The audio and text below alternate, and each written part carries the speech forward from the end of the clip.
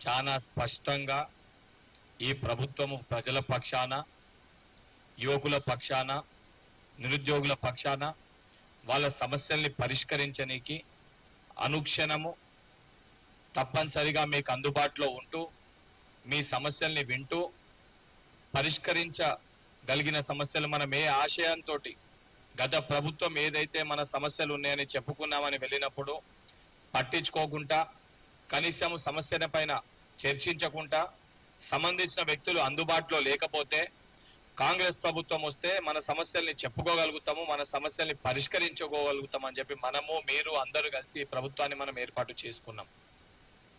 ఏర్పాటు చేసుకున్న ఈ ప్రభుత్వంలో ఏదైతే మొట్టమొదటి రోజుకెళ్ళి అనేక సందర్భాల్లో ఏదైతే సంబంధించి విద్యార్థులు కానీ యువకుల సమస్యల పైన నా దగ్గరికి కానీ మంత్రుల దగ్గరికి కానీ సెక్రటేరియట్కి కానీ ఎమ్మెల్యేల దగ్గరికి కానీ ఎమ్మెల్సీల దగ్గరికి కానీ మీరు ఎవరి దగ్గరికి వెళ్ళినా మీ సమస్యల్ని విని ఆ సమస్యల్ని సంబంధించిన అధికారులకి ఫోన్ చేసి ఆ సమస్యల పరిష్కారానికై ప్రతి ఒక్కరు కూడా ప్రయత్నించడం జరిగింది.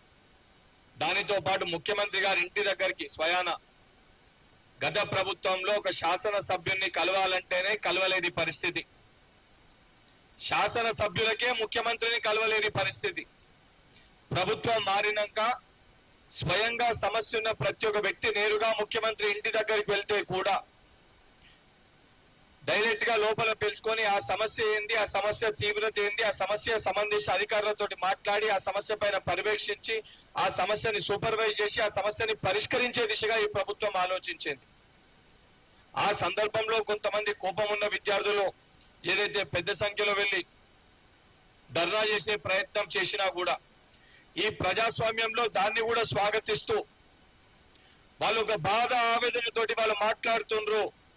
వాళ్ళు మాట్లాడిన మాటలు పరిగణలోకి తీసుకోకుండా వాళ్ళ బాధని ఆవేదనని పరిగణలోకి తీసుకొని ముఖ్యమంత్రి గారు కానీ సంబంధించిన మంత్రులు కానీ దగ్గరికి తీసుకొని సంబంధించిన అధికారులతో మాట్లాడి ఇమీడియట్ గా సెక్రటేరియట్ కి పంపించి ఆ సమస్యలు పరిష్కరించడానికి ముందడుగు వేసి అనేక సమస్యలు పరిష్కరించారు.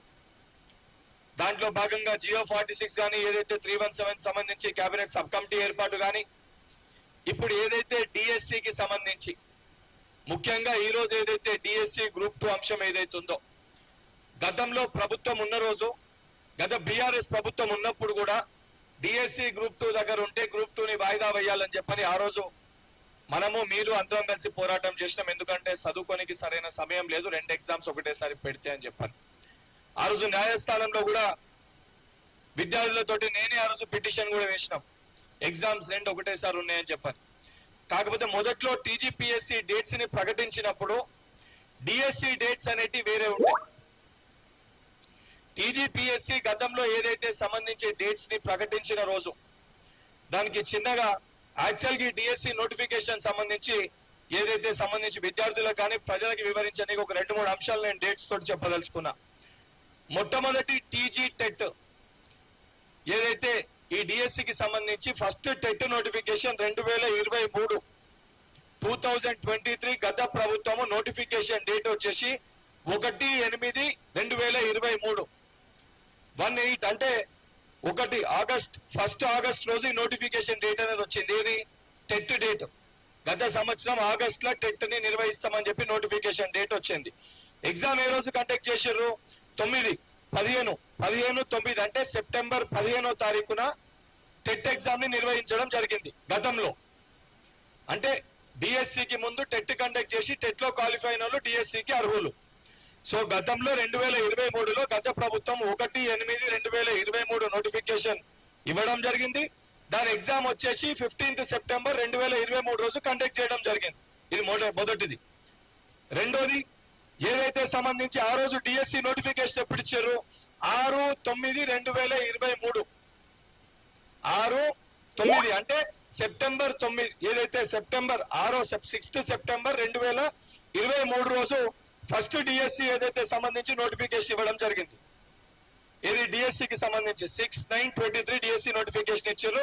దాంట్లో ఎగ్జామినేషన్ డేట్స్ ఏమో నవంబర్ 20కి వెళ్ళి నవంబర్ 30 వరకు అని ఎగ్జామినేషన్ డేట్స్ కూడా ఇవ్వడం జరిగింది. ఇది గత ప్రభుత్వం. ఎన్ని పోస్టులకి? 5089 పోస్టులకి నోటిఫికేషన్ ఇచ్చారు. టెట్నేమో సెప్టెంబర్ మంత్ లో టెట్ ని ఎగ్జామ్ ని పెట్టడం జరిగింది. ఆ డిఎస్సి ఏమో డేట్ ఏమో 6/9/23 నోటిఫికేషన్ ఇవ్వడం జరిగింది.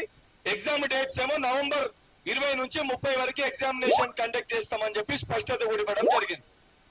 దాని తర్వాత ఎలక్షన్స్ ఇవన్నీ వచ్చినాక నోటిఫికేషన్ అనేది క్యాన్సిల్ అయింది. ఆ తేదీలో ఎగ్జామ్స్ జరగలే. డిసెంబర్ 7వ తారీఖున ఏదైతే కాంగ్రెస్ ప్రభుత్వం ఏర్పాటు కాగానే కాంగ్రెస్ మేనిఫెస్టోలో పెట్టిన విధంగా ఎగ్జిస్టింగ్ నోటిఫికేషన్ కాకుండా అదనపుగా ఉన్న పోస్టులను యాడ్ చేసి ఏదైతే కొత్త డిఎస్సిని మెగా డిఎస్సిని ఇవ్వాలన్న ఒక ఉద్దేశంతో ఒక సంకల్పంతో ముఖ్యమంత్రి గారి ఆదేశాల మేరకు ఆ రోజు చాలా స్పష్టంగా ఏదైతే కొత్త ఎగ్జామినేషన్ సంబంధించి అదనపుగా పోస్టులను యాడ్ చేసి ఏదైతే 5,000 ఉన్న పోస్టులని 11,062 11,062 పోస్టులతోటి ఏదైతే సంబంధించి కొత్త డిఎస్సిని కూడా స్పష్టంగా ప్రకటించడం జరిగింది. కొత్త డిఎస్సిని ప్రకటించినప్పుడు కూడా మొదటగా డిఎస్సి ఏదైతే సంబంధించి ఆల్రెడీ టెట్ కండక్ట్ చేసి ఉండే డిఎస్సిని ఏదైతే యాడ్ చేసి డిఎస్సిని కండక్ట్ చేయడానికి ఏదైతే మే 20th వెళ్ళి జూన్ మే మంత్ లో డిఎస్సిని కండక్ట్ చేస్తామని చెప్పి ఫ్రెష్ నోటిఫికేషన్ ఫిబ్రవరి మంత్ లో ఇచ్చి ఫిబ్రవరి మంత్ లో 29 ఫిబ్రవరి 2024 కొత్త డిఎస్సి నోటిఫికేషన్ పోస్టులను పెంచి కొత్త నోటిఫికేషన్ ఇవ్వడం జరిగింది. ఇచ్చిన దాంట్లో కూడా మే మంత్ లో డిఎస్సిని కండక్ట్ చేస్తామని చెప్పి ఆ డేట్స్ కూడా చెప్పడం జరిగింది. మే ఎండింగ్కి వెళ్ళి జూన్ ఫస్ట్ వీక్ వరకు డిఎస్సి ఉంటుందని చెప్పి స్పష్టత ఇచ్చారు. ఇచ్చిన తర్వాత కొంతమంది స్టూడెంట్స్ ఏదైతే గతంలో టెట్ ఎగ్జామ్ టఫ్గా ఉండే టెట్ లో క్వాలిఫై కాలేకపోయినామో సుమారు మరొకసారి కొత్త టెట్ని మీరు కండక్ట్ చేస్తే అడిషనల్ గా ఒక 3-4 లక్షల మంది అప్లై చేసుకొని డిఎస్సికి అర్హత పొందుతామని చెప్పని ఆ రోజు ఏదైతే డిఎస్సికి ఈ రోజు అర్హత కలిగిన అభ్యర్థులు కానీ సంబంధించిన విద్యార్థి నాయకులు యువజన నాయకులు అందరి రిక్వెస్ట్ మేరకు సరే ఏదైతే సంబంధించి మరొకసారి టెట్ నిర్వహిస్తామనే ఉద్దేశంతో డిఎస్సిని పోస్ట్ పోన్ చేసి ఆ రోజు ఏదైతే డిఎస్సి స్లాట్స్ ఉన్నాయో మే జూన్ లో ఏదైతే ఉన్న డిఎస్సి స్లాట్స్ లో టెట్ ని నిర్వహించడం జరిగింది. ఈయన అసలైన విషయం దాగు ఆ రోజున్న డిఎస్సిని పోస్ట్ పోన్ చేస్తూ టెట్ ని ఆ పాత డిఎస్సి డేట్లలో టెట్ ని నిర్వహించడం జరిగింది. టెట్ ని నిర్వహించి చాలా స్పష్టంగా ఏదైతే గత ప్రభుత్వానికి చిత్తశుద్ధి లేక 4,500 పాఠశాలల్ని మూసేస్తే 100% గ్రామీణ ప్రాంతంలో ఉన్న ప్రతి బలహీన వర్గాల విద్యార్థులకి మెరుగైన విద్యను అందించాలని ఒక సంకల్పంతో ఆ పాఠశాలలు ఏదైతే పునరుద్ధరించాలని ఒక సంకల్పంతో ప్రభుత్వం తీసుకొని తక్షణమే ఆ పాఠశాలని ప్రారంభించి ఏదైతే అకాడమిక్ ఇయర్ లోపల స్టార్ట్ అయిన ఒక నెల లోపల టీచర్స్ ని రిక్రూట్ చేయాలని ఒక సంకల్పంతో ప్రభుత్వం నిర్ణయం తీసుకొని డిఎస్సిని కండక్ట్ చేయాలని చెప్పి ఇప్పుడు మనకున్న డిఎస్సి డేట్స్ ఏవైతే జూలై 18th వెళ్ళి ఆగస్ట్ 5th అంటే జూలై మంత్ లో సుమారు జూలై ఆగస్ట్ మంత్ లో ఎగ్జామినేషన్ డేట్స్ ఉంటాయని చెప్పి చెప్పడం జరిగింది. సో ఈ ప్రాసెస్ అంతా జరుగుతున్న క్రమంలో ఇది పోస్ట్ పోన్ అవుతుంది అని చెప్పి ఆలోచన అంటే పోస్ట్ పోన్ చెయ్యరు అనే ఒక భావనతోటి టీజీపీఎస్సీ ఆ రోజు డేట్స్ ని ప్రకటించింది. సో ఇది పోస్ట్ పోన్ అయినాక డిఎస్సి గ్రూప్ 2 అనేది దగ్గర వచ్చింది. ఇది పోస్ట్ పోన్ అయినాక మొదట్లో డేట్స్ ప్రకటించినప్పుడు అంతా క్లియర్ గా క్లారిటీ తోటి ఉంటే మధ్యలో ఏం ఎగ్జామ్స్ లేకుండే. కానీ ఏదైతే ఈ డేట్స్ పోస్ట్ పోన్ అయ్యి డిఎస్సి పోస్ట్ పోన్ అయినాక మళ్ళీ సమస్య ఉత్పన్నమైంది. డిఎస్సి పోస్ట్ పోన్ అయినాక గ్రూప్ 2కి డిఎస్సికి ఒక రోజు గ్యాప్ వారం రోజుల గ్యాప్ లో ఎగ్జామ్స్ నిర్వహిస్తామని చెప్పి లాస్ట్ ఇయర్ జరిగిన ప్రాబ్లం అనేది రిపీట్ అయింది. రిపీట్ అయినప్పుడు సరే దాన్ని ఆలోచించి గతంలో కూడా గ్రూప్ 2 పోస్ట్ పోన్ చేయాలని చెప్పి ఒక అందరం కూడా అడిగినామని చెప్పని ఆ రిక్వెస్ట్ కూడా ముఖ్యమంత్రి గారి దృష్టికి తీసుకొని వెళ్ళడం జరిగింది. ముఖ్యమంత్రి గారు కూడా ఎక్స్ప్లెయిన్ చేయడం జరిగింది. ఎందుకంటే ఎగ్జామ్ రానికి 1 డే గ్యాప్ ఉంటే ఇబ్బంది అవుతుంది, నెంబర్ ఆఫ్ అప్లికెంట్స్ ఎక్కువ ఉన్నారు కాబట్టి దీనిపైన మనం ఆలోచించాలని చెప్పి ముఖ్యమంత్రి గారికి నేను మా యువజన కాంగ్రెస్ అధ్యక్షుడు అదేవిధంగా కొంతమంది శాసన సభ్యులు అందరం కూడా ఎక్స్ప్లెయిన్ చేసి చెప్పడం జరిగింది. వారు కూడా దానిపైన ఆలోచించి సంబంధించిన టీజీపీఎస్సీ చైర్మన్ గారితో మాట్లాడి స్పష్టత ఇస్తామని చెప్పి చాలా క్లియర్ గా చెప్పారు. చెప్పినాక ఈ రోజు బీఆర్ఎస్ పార్టీకి సంబంధించిన కొంతమంది వ్యక్తులు బయటికి వచ్చి మీరు మెగా డిఎస్సీ వేస్తాన్నారు 25,000 పోస్టులు ఎక్కడి మీరు వేస్తలేరు అని అనుకుంటూనే 6 నెలలైంది కాంగ్రెస్ ప్రభుత్వం ఏర్పడి 7 నెలలు అవుతుంది, ఇప్పటివరకు ఒక నోటిఫికేషన్ ఇస్తలేదని చెప్పి మాట్లాడుతున్నారు. చాలా స్పష్టంగా సూటిగా నేను వాళ్ళకి అడగాలనుకుంటున్న ఒక ప్రశ్న, అసలు ఉద్యోగాలు ఇయ్యన్నా ఉద్యోగాల్ని పోస్ట్ పోన్ చేయమంటారా? ఉద్యోగాలు ఇవ్వమంటారా? ఉద్యోగాల్ని పోస్ట్ పోన్ చేయమంటారా? ఒక దిక్కు మీరు మాట్లాడుకుంటూ కేటీఆర్ గారు 7 నెలలు అవుతుంది ఒక నోటిఫికేషన్ ఇవ్వలేదని చెప్పి మాట్లాడుతున్నారు.